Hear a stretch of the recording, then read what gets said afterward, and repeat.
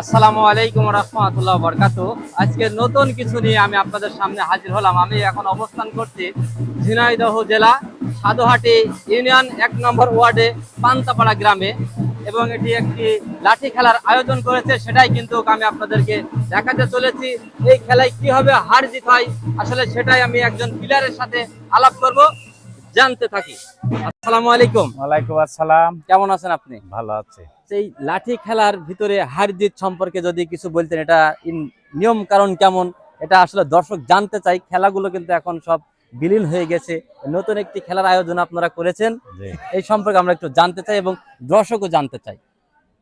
এই লাঠি খেলাটা এমন একটা খেলা যে কেউ যদি অল্প জানে তাও সে খেলে, জি জি, আবার যে অনেক বেশি খেলতে পারে সেও খেলে। জি জি, সবার জন্যই আনন্দ, এই জায়গায় আনন্দ ভোগ করে। আচ্ছা, অথবা জি দেখা যাচ্ছে যে খেলা হার জিত কাকে বলে, দেখা একটা প্লেয়ার সে ছোট নড়ি খেলার থেকে মোটামুটি সে সব রকম খেলা করতে পারে বা খুব মানান করে খেলাটা করে জনগণের হয়তো আনন্দ দিতে পারে। এর ভিতরেই মানুষ হার জিত ওইটাই বেছে নেয়, ঠিক আছে।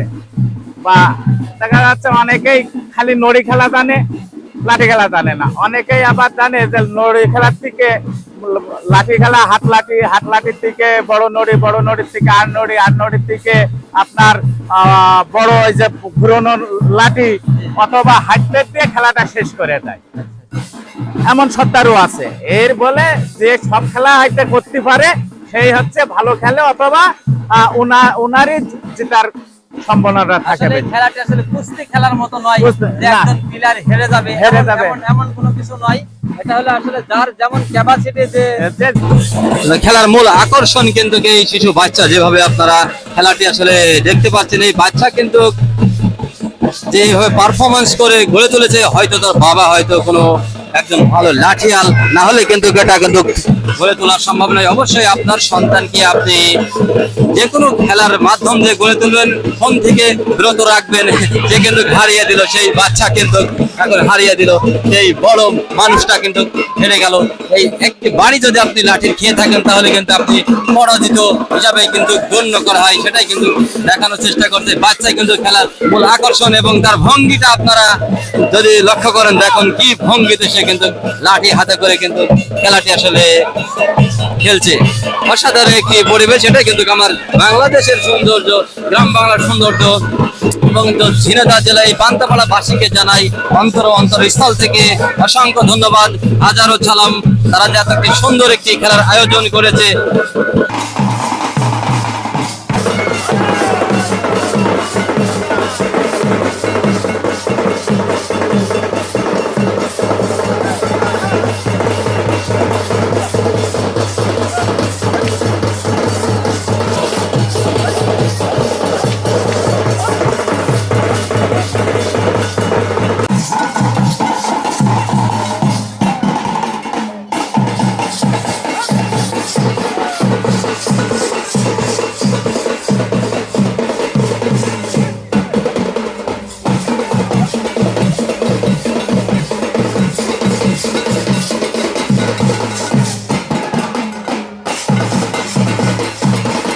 এতক্ষণ যে খেলাটি উপভোগ করলেন, এটা আসলে বাঙালির একটি ঐতিহ্য খেলা। আসলে এই খেলাটি বিলীনের হওয়ার পথে, সেটাই কিন্তু আমি আপনাদেরকে দেখানোর চেষ্টা করলাম। কে কোথা থেকে দেখছেন অবশ্যই আপনার মূল্যবান কমেন্ট করবেন এবং ভিডিওটি বেশি বেশি শেয়ার করে সবাইকে দেখার সুযোগ করে দেবেন। সবাই ভালো থাকবেন, দেখা হবে নতুন কোনো ভিডিও নিয়ে, নতুন কোনো চিত্রে। আসসালামু আলাইকুম ওয়া রাহমাতুল্লাহি ওয়া বারাকাতুহু।